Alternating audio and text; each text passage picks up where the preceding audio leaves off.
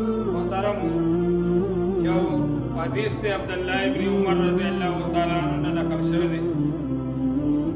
چې یو پیر نبی علیہ الصلوۃ والسلام خطبه او فرمایله دا زه د حدیث نه جوړ او خلاصه مفهوم درته بیان دا غي یو پیر خطبه فرمایله نبی علیہ السلام او خطبه کې وی چې مهاجرینو یو پنځه خصلتونه داسې چې د هغې متعلق زه د الله تعالی نه پناه غواړم یعنی پنځه ګناهونه داسې دي چې دا په کوم قوم کې پیدا شي نه الله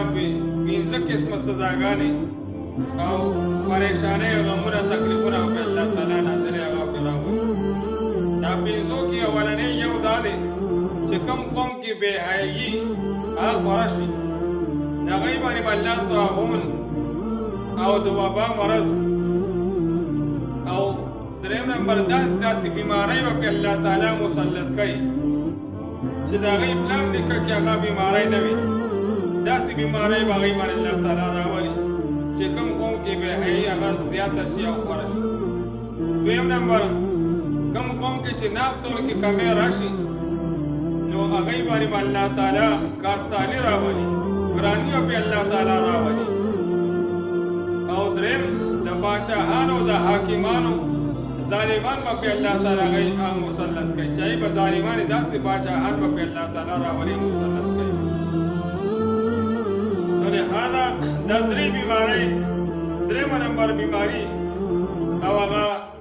ګناه دا ده چې کوم قوم زکات نه ادا کوي هغوی باندې به الله تعالی هغه باران بند وګرځوي دی به هر څومره سوالونه او دعاګانې غواړي وظیفې به کوي خو الله تعالی به دې باندې باران بند وګرځوي څلورم دا چې کوم قوم د الله او د الله رسول وعدې ماتوي یعنی چې الله باندې ایمان دي د الله احکامات پوره کول دي او د الله پیغمبر سنت طریقې دي هغې ته سپک کتی شي او هغه نه پوره کوي نو الله تعالی به دې باندې یو پردی او اجنبي دشمن مسلط کوي چې دی نه به د دې د کمال بغیر د حق نه دی نه هغه اخلي بعضې بدماشان یې که نه چاته ټلیفون کې دومره هغه څیزونه راولېږئ دوکان کې رکشه راډکه که دومره سامان 1 روپۍ ولا نه ورکوي ورته وایي که نه رالېږي نو بس ولم نو داسې پردی کس پرته هغه دشمن به در باندې مسلط شي ستا مال به بغیر ستا ده هغه د حق جوړېدو تا نه په زوره باندې اخلي شوکي ورته ویلی شي شوکي به کوي دنه او مال به در لوټ کوي او پنځم نمبر دا دی چې کوم قوم کې ارباب اقتدار چې افسران دي او برګډیرایان دي او داشنه هغه حاکمان دي او باچاهان دي څومره لوی مشران دي لیکن الله تعالی چې کوم کتاب نازل کړی دی د هغې قوانینو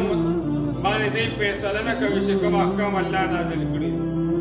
نو او هغې سره ړم نه لګي د الله احکام باندې لکه مثال یو کس ته قتل یې کړي د هغه نه سزا ورکوي او قصاص کوي نو خلک ورته ظلم وایي دا خو دی ظلم کوي چې بدنام یا دا کشان دی یو کس دی او هغه اوله کې د غلا یې وکړه د هغه نه لاس پرې کولو نو خلک وایي دا دی ظلم کوي چې د نه لاس پرې کوي د الله قانون ته دی ظلم وایي نو دی ړی ورسره هم نه لګي نو داسې خلکو کې به الله تعالی جګړې ډېرې کړي او نفرت به په خپل میرس کې هغسې واشي دا بیماري او په الله تعالی او دا سزا په الله مسلط کوي